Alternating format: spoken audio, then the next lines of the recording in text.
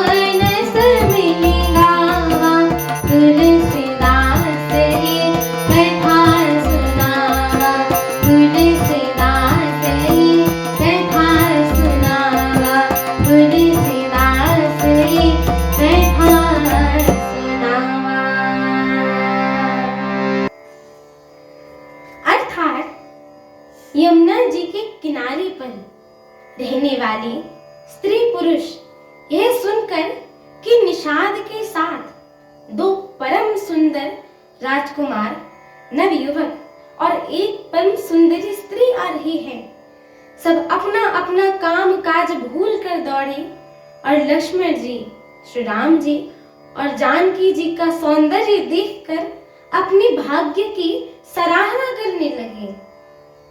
उनके मन में परिचय जानने की बहुत सी लालसाएं भरी हैं, पर वे नाम गांव पूछते सब चा जाते हैं।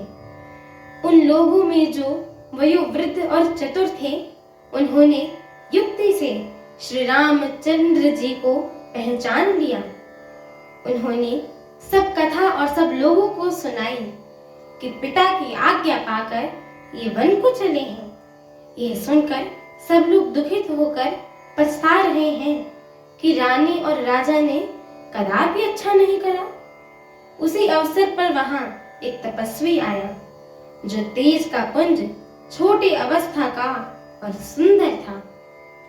उसकी गति कवि नहीं जानते हैं, अथवा वह कवि था जो अपना परिचय नहीं देना चाहता था।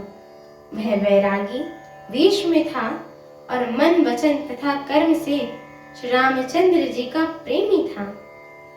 अपने इष्ट देव को पहचान कर उसके नेत्रों में जल भर आया और शरीर पुलकित हो गया।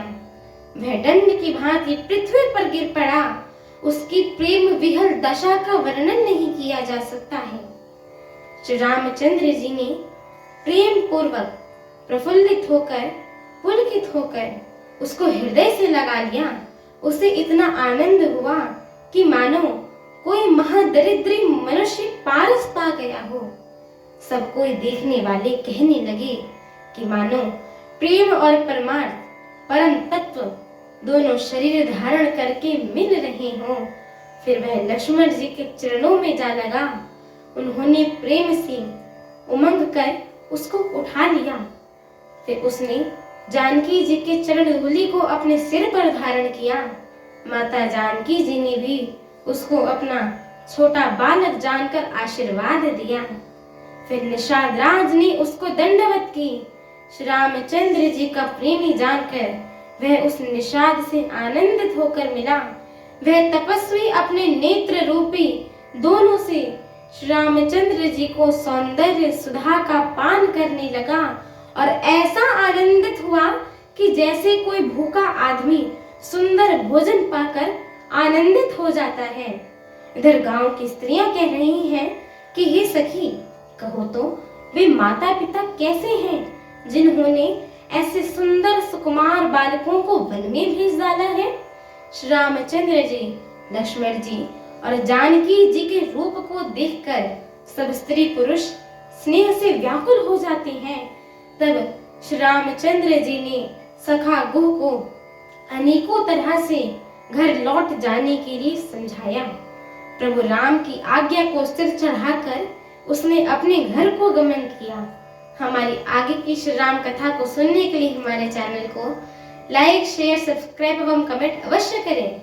एवं आप सभी हरिभक्तों से हम दोनों बहनों का एक छोटा सा निवेदन है कि कृपया आप सभी हमारे श्री रामचरितमानस जी के इस मंगलमय पाठ को पूरा अवश्य सुना करिए, क्योंकि स्वयं परम पूज्यपाद श्रीमद् गोस्वामी तुलसीदास जी महाराज ने कहा है कि जो भी नर नारी, मनुष्य, जीव जंतु एवं पशु पक्षी प्रभु श्री रामचरितमानस जी के इस मंगलमय पाठ को सुनते हैं, गाते हैं, कहते हैं एवं श्रवण करते हैं, उनके जन्म जन्मांतर के सारे पाप नष्ट हो जाते हैं।